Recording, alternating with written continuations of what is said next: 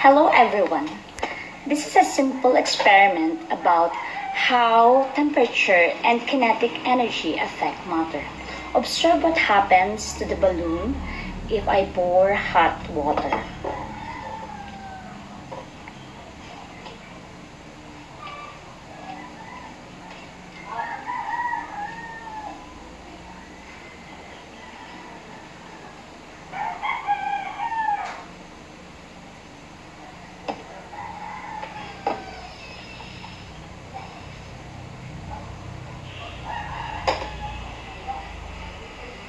Okay. Have you seen what happened to this pink balloon as I pour hot water? Okay. Now, let us try this one. I am going to pour cold water in this setup. Observe what happens to the blue balloon.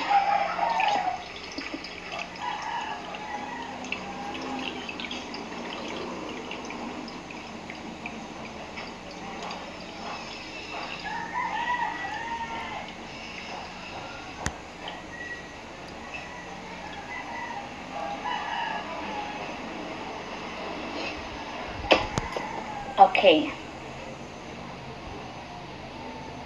Do you see the difference before and after I pour the cold water to the blue balloon?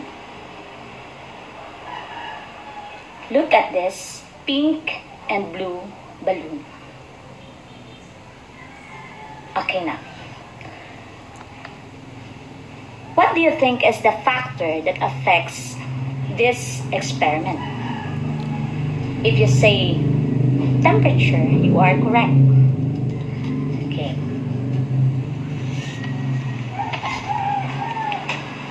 The balloon submerged on the hot setup expands. It increases in size. And the balloon submerged in cold water decreases in size.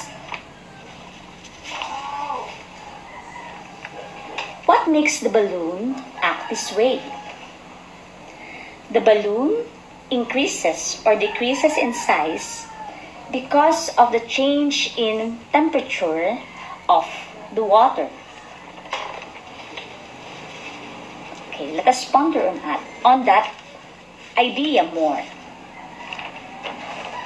This is the picture or a representation of how particles at room temperature is. They are moving at random speed. Okay, they are at random movement. They are having random motion. Okay. When I added heat in this setup, what happened? Okay. The particles of matter move slower at low temperatures. It is in this setup. The particles inside the balloon, the blue balloon, move slower. They have lesser kinetic energy. While, on the other hand, this setup, where there is an increase in temperature, the motion of the particles increase. Okay. As a sample of matter is cooled, the average kinetic energy of its particles decreases. On the other hand, with an increase in temperature, the particles gain kinetic energy and move faster. So, in this setup, even though we cannot see the particles, the balloon shows that the particles inside are moving faster because they gain kinetic energy from the heat added to this setup. On the other hand, this balloon have lesser kinetic energy because the cool temperature from this setup lessens the kinetic energy of the particles inside the balloon. So, what can we say about the relationship of the temperature to the volume. So, we can say that when the temperature increases, the volume also increases.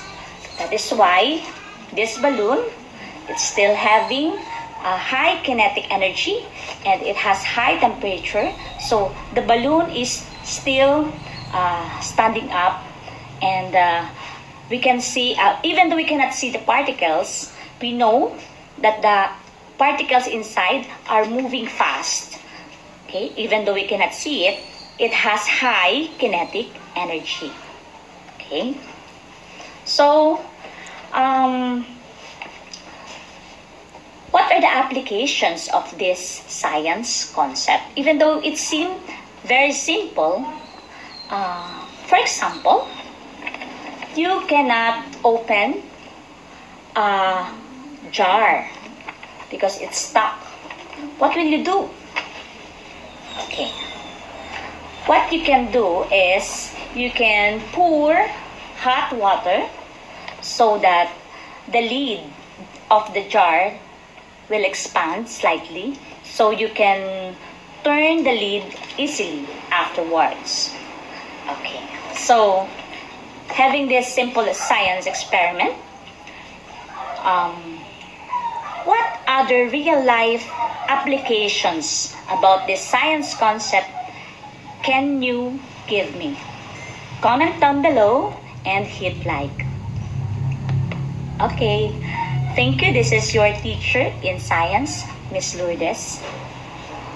Thumbs up.